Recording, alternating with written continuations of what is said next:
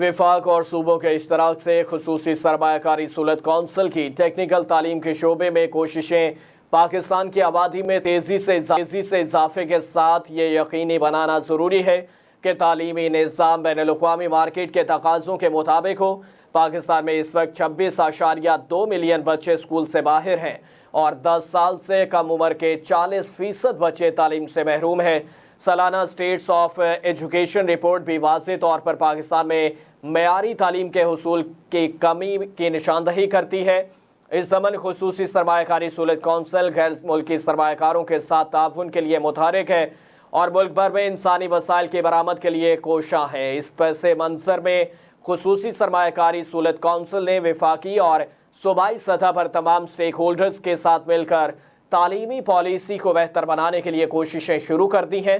ان کاوشوں میں بنیادی تعلیمی معیار کے ساتھ ساتھ ٹیکنیکل اور ووکیشنل ٹریننگ کے لیے موزوں اداروں کا قیام بھی شامل کیا گیا ہے۔